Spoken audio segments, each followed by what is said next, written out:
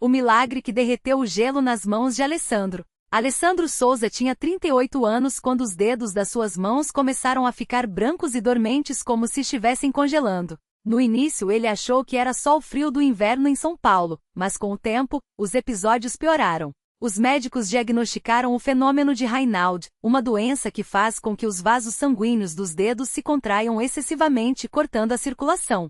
As crises vinham sem aviso, suas mãos ficavam roxas, inchadas e tão doloridas que ele não conseguia segurar um copo de água ou digitar no computador. Pior ainda, os médicos disseram que não havia cura, apenas remédios para controlar os sintomas e a recomendação de evitar estresse e frio. Mas como evitar estresse quando você é pai de 2 filhos pequenos, desempregado há 8 meses e com contas se acumulando? A esposa, Patrícia, trabalhava como auxiliar de enfermagem, mas o salário mal dava para o aluguel e a comida. Alessandro se sentia um fardo. Às vezes, acordava à noite com as mãos latejando e pensava: Deus, por que eu? Ele tinha sido criado na Igreja Católica, mas há anos havia se afastado. A fé para ele era só uma lembrança vaga dos tempos de criança, quando sua avó o levava à missa. Até que um dia, enquanto esperava no ponto de ônibus, um homem de terno e gravata, que ele depois soube ser um obreiro da Igreja Universal, se aproximou com um sorriso. Irmão, tudo bem? Vi que você está com uma expressão preocupada.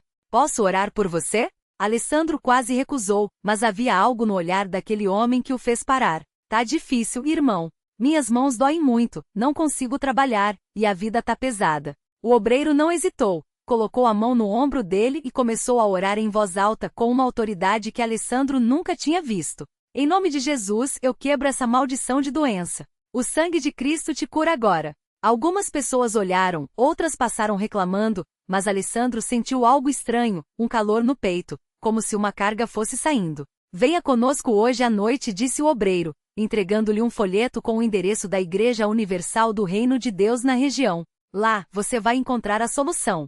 Deus tem um milagre para você. Alessandro guardou o papel no bolso, sem prometer nada. Mas naquela noite, enquanto Patrícia colocava as crianças para dormir, ele olhou para suas mãos, roxas e retorcidas de dor, andou até o quarto. Vou na igreja. Só hoje. Patrícia, aqui também estava desanimada, apenas assentiu. Quando Alessandro entrou na igreja, foi recebido por um corpo de obreiros sorridentes, que o guiaram até um assento na frente. O templo estava cheio, o louvor era vibrante, e o pastor no púlpito falava com uma paixão que o deixou atento. Deus não é Deus de meia solução. Ele é Deus de milagres completos. Quem aqui precisa de uma mudança urgente? Muitas mãos se levantaram. Alessandro hesitou, mas quando o pastor olhou diretamente para ele, como se soubesse de sua dor, ele também levantou a mão trêmula. Naquele culto, aprenderam sobre a campanha dos 70, um tempo de jejum e oração para quebrar qualquer maldição. O pastor explicou que muitas doenças têm raiz espiritual, amarrações, heranças familiares, ou até mesmo palavras negativas que a pessoa falou sobre si mesma. Você já se declarou derrotado? Já falou nunca vou sarar. Isso abre porta para o inimigo, disse o pastor, enquanto a congregação respondia com amens enfáticos. Alessandro sentiu um nó na garganta. Quantas vezes ele não havia dito, isso não tem jeito. No final do culto, houve um apelo para a corrente de oração. Quem quisesse ser ungido com óleo e receber oração forte deveria ir ao altar. Alessandro foi um dos primeiros. Quando o pastor colocou as mãos em sua cabeça e começou a orar, ele sentiu como se uma corrente elétrica percorresse seu corpo. Saia, espírito de doença. Em nome de Jesus, eu determino a cura dessas mãos. O sangue de Cristo te purifica agora. O pastor então pegou o óleo consagrado e ungiu suas mãos, falando: o Senhor está restaurando suas veias, seus nervos, sua circulação. Receba. Alessandro começou a chorar, não de dor, mas de uma estranha paz. Quando abriu os olhos, o pastor olhou para ele e disse: irmão, você vai voltar aqui na Fogueira Santa de Israel na sexta-feira. Não falte. Deus vai completar o que começou hoje. Ele assentiu, ainda atordoado. Os dias seguintes foram de luta. As crises ainda vinham, mas Alessandro se apegou às orientações da igreja.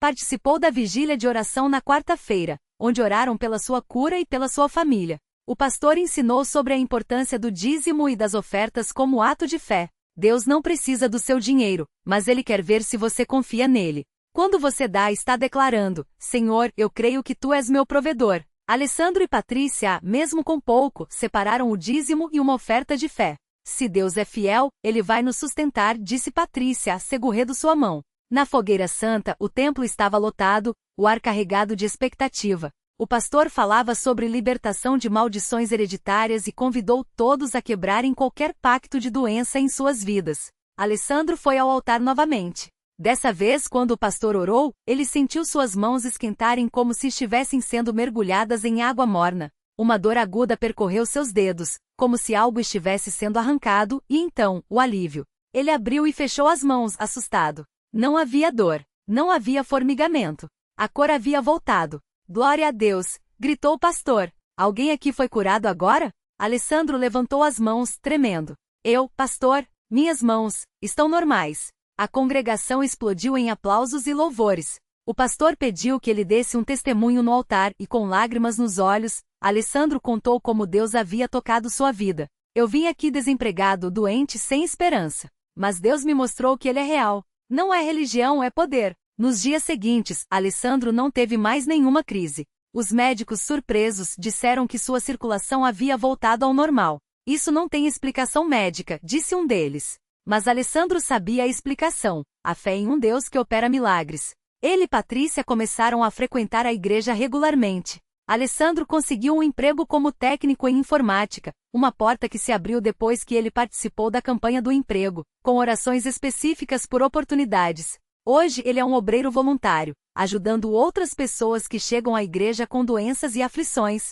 Sempre que alguém pergunta como ele foi curado, ele responde: não foi remédio, não foi sorte. Foi a fé em ação, foi a unção de Deus na Igreja Universal. A lição que Alessandro aprendeu é que Deus não se importa apenas com a doença, mas com o homem por trás dela. Ele queria curar não só as mãos de Alessandro, mas seu coração, tirá-lo do desânimo, restaurar sua família e mostrá-lo que mesmo quando tudo parece perdido, a última palavra é de Deus. Muitas pessoas desistem antes do milagre, diz ele nos cultos. Mas se você persistir na fé, na oração, no dízimo, na obediência à palavra, Deus vai te surpreender. Ele não falha.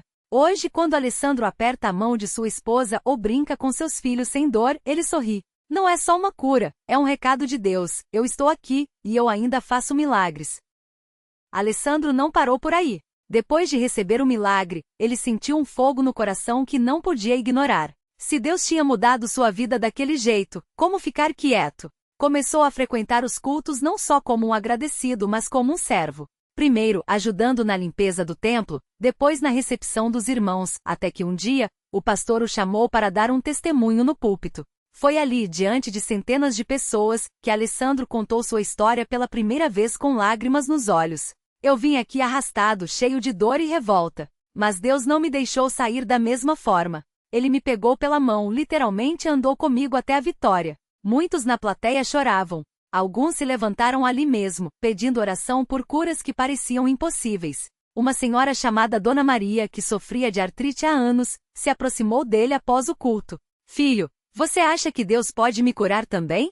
Alessandro olhou para aquelas mãos deformadas pela doença e, sem hesitar, colocou as suas, agora perfeitas, sobre as dela. Claro que pode, Dona Maria. O mesmo Deus que me curou está aqui agora. Só acredite. Eles oraram juntos e na semana seguinte, Dona Maria voltou ao templo pulando de alegria. As dores tinham sumido e seus dedos, antes rígidos, se moviam livremente. Esse foi só o começo. Alessandro passou a participar do grupo de visitação da igreja, levando esperança a hospitais e casas de pessoas doentes.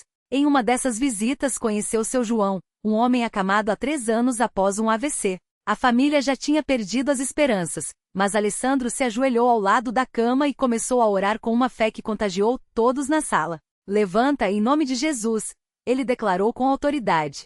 Seu João tentou se mexer e, para espanto de todos, primeiro um dedo, depois o braço e finalmente com ajuda ele se sentou. A família gritava, chorava, glorificava a Deus. Na semana seguinte, seu João estava no templo, andando com uma bengala, mas andando. Os milagres se multiplicavam, e Alessandro entendia cada vez mais: Deus não queria só curar corpos, mas restaurar vidas.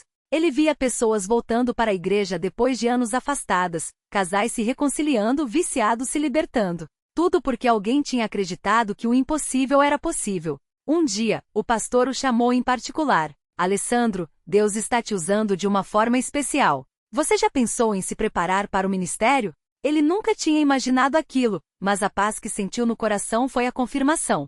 Começou a estudar a Bíblia com mais profundidade, a participar de treinamentos e hoje, além de ser um obreiro ativo, ele lidera um grupo de oração para pessoas com doenças crônicas. Sua esposa, que no início só o acompanhava por obrigação, hoje é uma das maiores intercessoras da igreja. Eu via meu marido se transformar, e isso me conquistou, ela conta. Os filhos que antes mal falavam com ele, agora o veem como um herói. Papai, conta de novo como Deus curou suas mãos. Pedem toda noite antes de dormir. Alessandro sempre termina a história do mesmo jeito. Deus não mudou. Ele ainda faz o que fez nos tempos da Bíblia. O que mudou foi eu. Antes eu olhava para as minhas mãos e via só dor. Hoje olho e vejo um milagre, andando, falando, abençoando outras pessoas. Se Deus fez isso por mim, imagine o que Ele pode fazer por você. E assim, a cada testemunho, a cada vida tocada, a fé de muitos é avivada. Porque milagres não são apenas para ser recebidos, são para ser compartilhados. E Alessandro, que já esteve no fundo do poço, hoje é uma prova viva de que na Igreja Universal, Deus continua escrevendo histórias de vitória. Naquela mesma semana, enquanto Alessandro compartilhava seu testemunho na reunião dos homens na CCB, uma mulher chamada Marisa, sentada nos fundos do templo, não conseguia conter as lágrimas. Ela apertava contra o peito um exame médico amassado, com um diagnóstico que os médicos tinham chamado de sentença de morte, câncer em estágio avançado. Os médicos deram-lhe no máximo 6 meses de vida. Como pode um homem que estava tão mal agora estar aqui curado, abençoando a vida dos outros? Ela pensava, enquanto ouvia Alessandro falar com tanta convicção. A voz dele parecia ecoar direto no seu coração. Se Deus fez isso por mim, imagine o que Ele pode fazer por você. Marisa não era de chorar fácil. Sempre fora uma mulher forte, que carregava sozinha o peso da família depois que o marido as abandonou. Mas naquela noite, algo dentro dela se quebrou. Não de derrota, mas de esperança. Quando o bispo fez o chamado para quem precisava de uma palavra de fé, ela se levantou com as pernas trêmulas, segurando aquele papel que pareceu de repente perder todo o poder. Ao chegar na frente, o bispo nem precisou perguntar. Só olhou nos seus olhos e disse: "Filha, Deus já viu suas lágrimas antes mesmo de você chorar. Hoje, essa doença não tem mais poder sobre você." Ele impôs as mãos sobre sua cabeça e orou com uma autoridade que Marisa nunca tinha sentido antes. Não foram palavras bonitas ou longas, foi uma oração simples, mas cheia de uma certeza que contagiou até os que estavam ao redor. Quando ela abriu os olhos, sentiu algo diferente. Não foi uma cura instantânea como a de Alessandro, não naquela hora.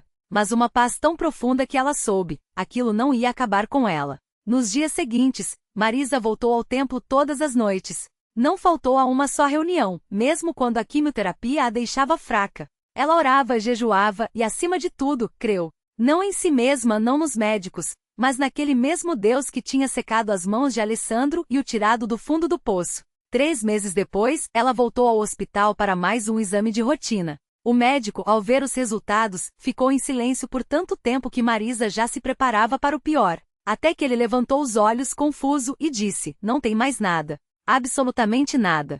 É como se você nunca tivesse tido câncer." Marisa não gritou, não pulou, só sorriu, porque no fundo, ela já sabia. Naquela noite, ela foi correndo para a CCB, não para contar, mas para agradecer. E quando subiu ao púlpito para dar seu testemunho, não falava como alguém que tinha vencido uma batalha, falava como quem tinha visto um milagre com os próprios olhos. "Eu não sou especial", ela disse, segurando o exame limpo nas mãos. "Deus não me escolheu porque eu era mais santa ou porque eu merecia. Ele me escolheu porque eu creio, mesmo quando tudo dizia que não tinha jeito. E se Ele fez isso por mim, uma mulher comum, quebrada, sozinha, imagine o que Ele pode fazer por você que está ouvindo agora." Enquanto ela falava, uma jovem no fundo do templo, chamada Juliana, apertava as mãos do filho de 5 anos que nasceu surdo. Os médicos disseram que nunca ouviria. Mas naquela noite, enquanto Marisa falava de um Deus que ainda opera milagres, Juliana sentiu algo arder dentro dela. "Se é para eles, é para mim também", pensou. E assim, como uma corrente que não pode ser quebrada, a fé de um tocou a vida de outro. Porque na CCB, os milagres não são apenas histórias do passado, são sinais de que Deus ainda está aqui, mudando destinos, restaurando sonhos e provando, a cada vida transformada, que Ele é o mesmo ontem, hoje e sempre. Juliana não conseguia tirar os olhos de Marisa enquanto ela contava como Deus a havia tirado das trevas. As palavras daquela mulher pareciam ecoar direto no seu coração, como se fossem só para ela. "Se é para eles, é para mim também." A frase martelava em sua mente, misturada com uma esperança que ela havia enterrado faz tempo, depois de tantos nãos dos médicos. O pequeno Miguel, seu filho, brincava distraído com um carrinho de plástico no banco ao lado. Ele nunca havia ouvido uma música, um eu te amo, nem mesmo o próprio nome sendo chamado. Juliana já tinha chorado todas as lágrimas possíveis por isso. Mas naquela noite algo era diferente. Uma paz estranha encheu seu peito, como se uma mão invisível a segurasse e sussurrasse: confie. Quando o pastor fez o convite para que quem precisasse de um milagre viesse à frente, Juliana hesitou. O medo de mais uma decepção a paralisava. Mas então Miguel puxou sua manga, apontou para o altar e fez um gesto que ela nunca tinha visto antes. Juntou as mãozinhas como quem ora. O coração de Juliana quase parou. Como ele sabe? Ele nunca havia visto ninguém rezar assim. Com lágrimas escorrendo, ela o pegou no colo e caminhou até a frente do templo. A igreja inteira começou a orar. Alguns irmãos colocaram as mãos no ombro dela, outros apenas choravam em silêncio, como se soubessem que algo grande estava prestes a acontecer. O pastor se aproximou, colocou a mão na cabeça de Miguel e orou com uma fé que contagiou a todos. Senhor, o Senhor que abriu os olhos do cego e fez o mudo falar, toque neste menino. Que ele ouça a voz do Pai Celestial chamando pelo seu nome. De repente Miguel se mexeu no colo da mãe. Seus olhinhos se arregalaram, como se algo o tivesse surpreendido. Ele virou o rosto para todos os lados, confuso, até que, de repente, soltou o carrinho e levou as mãos às orelhas. Um sorriso tímido surgiu em seu rosto. Juliana, trêmula, sussurrou: Miguel, você está ouvindo, meu filho? Ele não respondeu com palavras. Em vez disso, virou-se para ela e, pela primeira vez na vida, repetiu um som que ela jamais esqueceria: mãe. O templo explodiu em glórias. Gente chorando, abraçando-os uns aos outros, louvando a Deus em voz alta. Juliana caiu de joelhos, ainda com Miguel nos braços, enquanto ele ria e olhava para tudo ao redor, como se o mundo tivesse ganhado cores novas. Os médicos tinham dito que era impossível. Os exames mostravam que os nervos auditivos estavam danificados. Mas ali, naquele momento, o impossível tinha um nome: Jesus. Nos dias que seguiram, a notícia se espalhou. Médicos ficaram boquiabertos ao refazerem os exames de Miguel. Os jornais locais quiseram contar a história, mas Juliana só queria uma coisa: voltar à CCB para agradecer. E foi lá, no mesmo altar onde seu filho ganhou a audição, que ela entregou sua vida de vez a Cristo. Se Deus fez isso por mim, que não merecia, imagine o que Ele pode fazer por você. Ela dizia agora, repetindo sem querer as mesmas palavras de Marisa naquela noite. Porque na CCB os milagres não são coincidências. São provas de que, quando a fé encontra graça, até o silêncio mais profundo se enche de aleluias. E assim, mais uma vida foi transformada. Mais um impossível virou testemunho. E mais uma família descobriu que onde o homem diz não tem jeito, Deus apenas sorri e diz: espere para ver. O milagre completo. Miguel não só recuperou a audição. Ele ouviu pela primeira vez o som da própria voz, o riso da mãe, o murmúrio do vento. Os médicos chamaram de inexplicável, Juliana chamou de Deus. A notícia correu à cidade, mas ela não queria fama, só gratidão. Na CCB, ajoelhada no mesmo altar, chorou não pelo milagre, mas pela certeza: ele nunca a abandonara. Até no silêncio, Deus estava falando. A vida deles mudou. Miguel cresceu contando a todos que Deus ouve até quando a gente não escuta. Juliana, que antes implorava por um sinal, agora vivia como um. Aprendeu que a fé não é esperar pelo milagre, mas confiar que mesmo na escuridão, alguém está acendendo a luz. Lições que ficaram. O impossível é só um convite. Deus especializa-se em reescrever finais. 2. Gratidão transforma. Juliana trocou o desespero por louvor e o milagre ganhou propósito. 3. Fé é ação. Ela voltou ao altar não por obrigação, mas porque o coração não cabia em si de tanto agradecer. E assim, entre lágrimas e aleluias, descobriram: os maiores milagres não são os que mudam as circunstâncias, mas os que mudam quem nós somos. Porque quando Deus age, não é só a história que ganha um novo capítulo, é a alma que aprende a cantar, mesmo onde antes só havia silêncio. Espere para ver, ele havia dito. E eles viram. Agora era a vez deles mostrarem ao mundo: